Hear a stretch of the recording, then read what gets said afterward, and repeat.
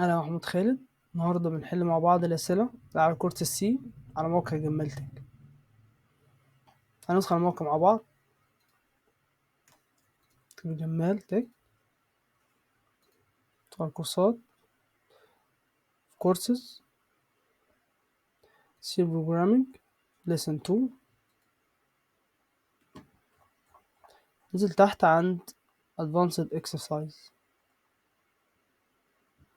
نحل سؤال رقم 4. سؤال رقم 4 طويل شوية، ولكن إن شاء الله مش هياخد وقت. زي ما اتعودنا احنا هنقرا السؤال كله، وبعدين لو في حاجة وقفت قدامنا هنترجمها لوحديها. ما ينفعش ناخد السؤال كله على بعض كده ونترجمه، ده مش صح. فاحنا هنعمل الصح في ان احنا نترجم السؤال بنفسنا الاول، وبعدين لو في حاجه وقفت قدامنا ممكن نترجمها لوحدها.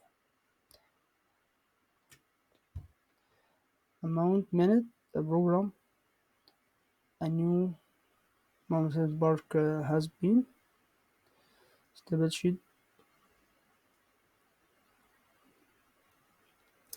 with a string system. Each person pays for the internet ticket according to his age. If the person is 10 years old, he pays 10 pounds, and so on. Ahmed, Sharif, and Dina want the Muslims. Barker wanted to know the total amount the money they would pay. Required write a program that records the age of 3 people in variables and print the amount they will pay in Ahmed Park on the screen.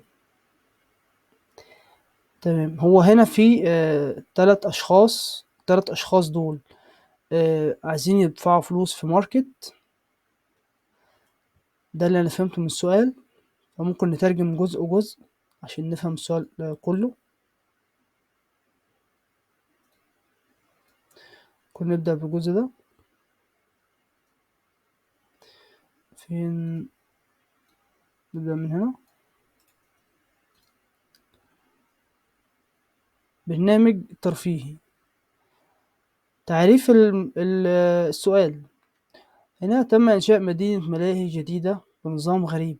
كل شخص يدفع تذكرة الدخول حسب عمره. نيجي السؤال التاني: لو الشخص عمره 10 سنين يدفع 10 جنيه، وهكذا.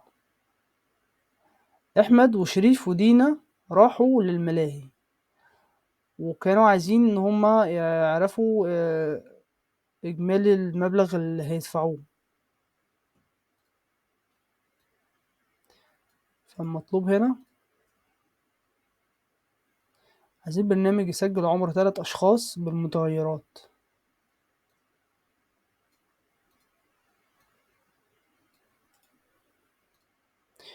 برنامج يسجل عمر 3 أشخاص بالمتغيرات ويطبع المبلغ اللي هيدفعوه في الملاهي على الشاشة.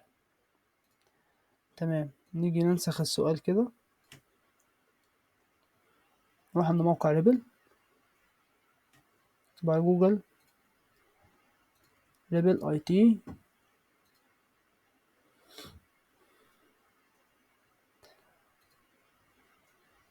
ريبل اللي عملناها قبل كده. نمسح الشاشة دي، نحذف السؤال الأول، نحذف السؤال ده برضو، نكتب سؤال جديد. كده احنا عرفنا ان هنا دي مدينة ملاهي. مدينة الملاهي دي اللي بيخشها اما يدفع التذكرة على حسب عمره. ففي 3 أشخاص: أحمد، ومين هنا تاني؟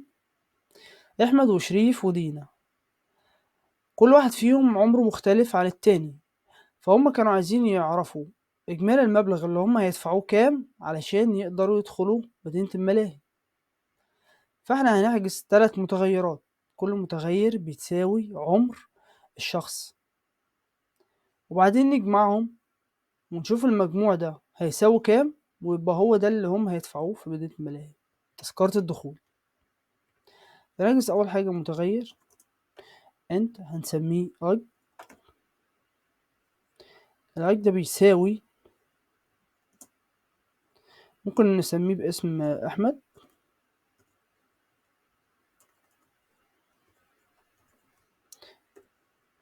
عمر احمد، احمد عنده 15 سنة. انت شريف،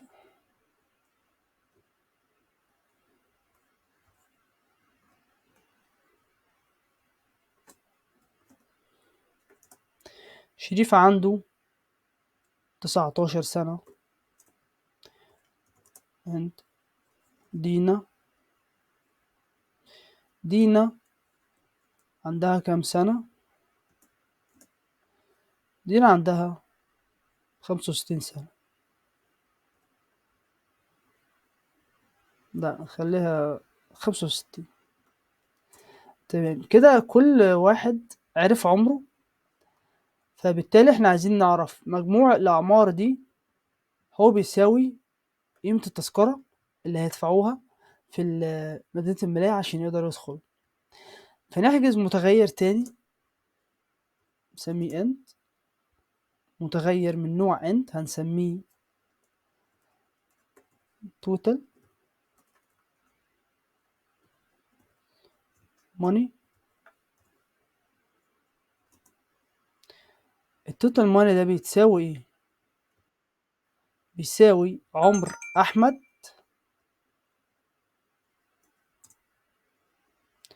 وزود عليه عمر شريف ونزود عليه عمر دينا.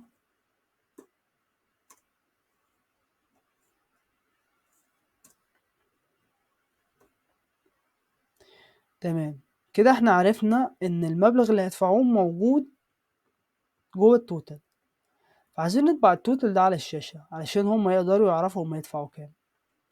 فنستخدم امر الطباعة print f، ونكتب جوه print f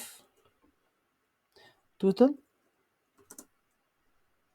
equal percentage دي، كوما، ونطبع التوتال ماني.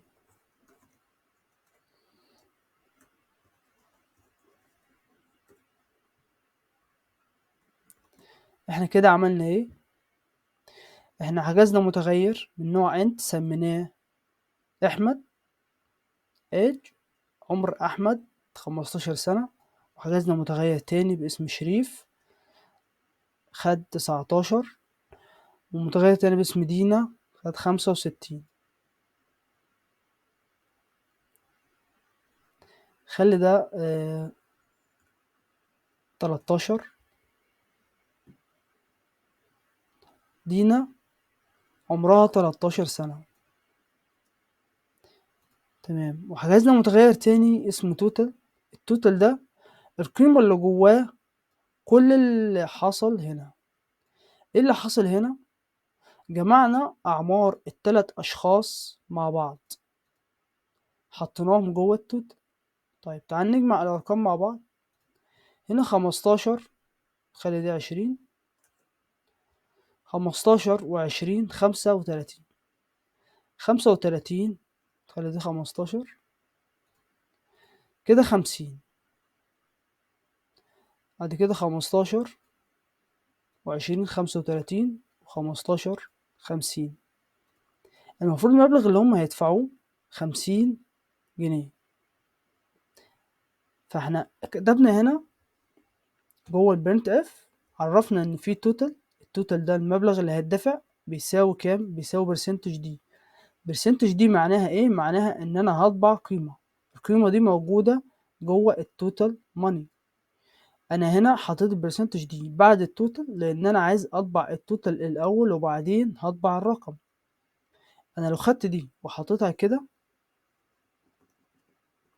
وحشتها من هنا وعملت البرسنتج دي في الاول، هيطبع الرقم وبعدين هيطبع التوتال. فشكلها مش هيبقى كويس، هي هتطبع عادي ولكن هي كشكل أو كترتيب للنص مش هيكون كويس. فأنا طبعتها بعد التوتال، البرسنتج دي هيطبع لي التوتال. ندوس رن، المفروض يطبع 50، فعلا طبع توتال، طبع 50. ده كان الحل بتاعي. لو عندك حل مختلف مكتبه في الكومنت.